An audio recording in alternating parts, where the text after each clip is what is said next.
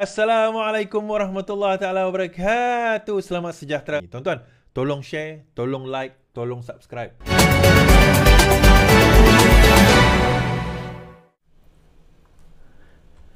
Isu Jana Wibawa bersatu selar revisi tunjuk suci macam malaikat. Ketua Penerangan Bersatu Razali Idris membidas Menteri Ekonomi terus menerus mencerminkan diri sebagai seorang suci atau malaikat. Seolah-olah Rafizi saja yang benar dan sahih.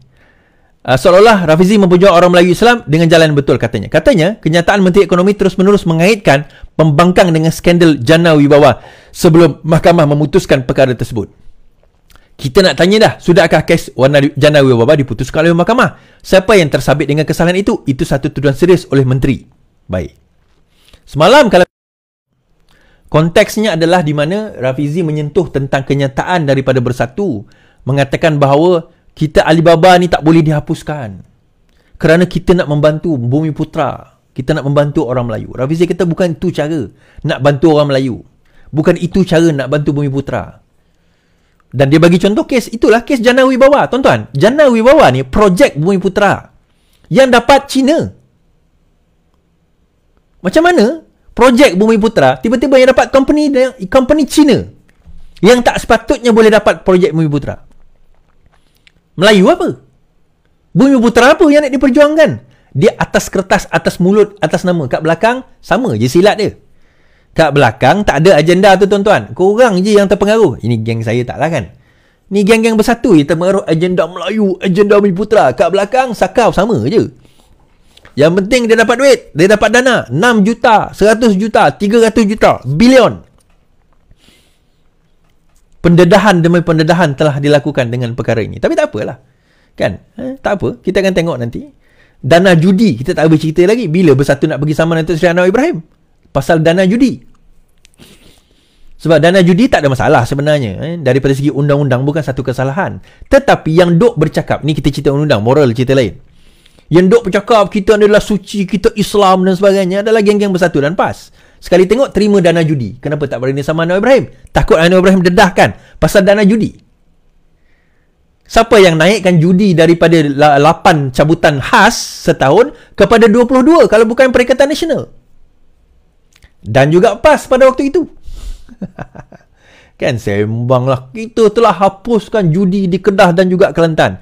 Kau tarik lesen untuk buka lesen premis. Judi tu tak ada.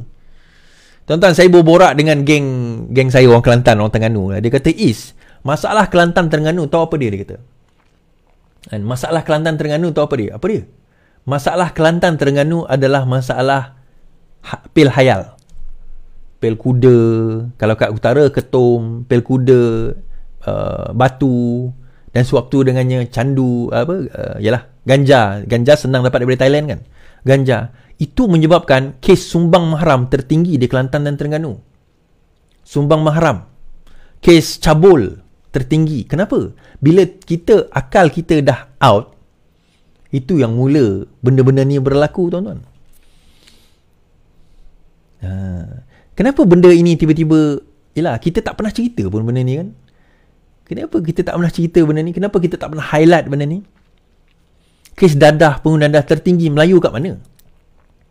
Negeri mana? Kes sexual transmission disease. Kes sexual punya penyakit. Sexual punya penyakit kelamin. Tertinggi kat mana? Bangsa apa? Tetapi Islam.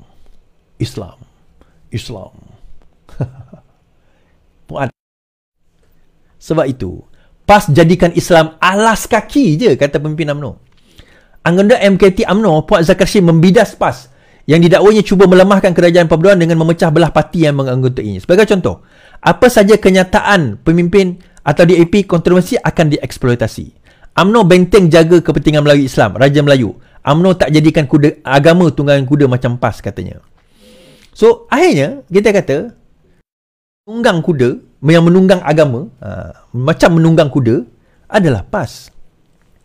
Itu saya kata tadi. Kenapa dalam keadaan jumlah pekerjaan yang amat rendah di Kelantan Terengganu, di Kelantan umpamanya pendapatan negeri, Kelantan Terengganu pendapatan negeri sangat rendah, pekerjaan rendah, kos taraf hidup meningkat, even kemudahan asas seperti air. Ni saya nak cerita.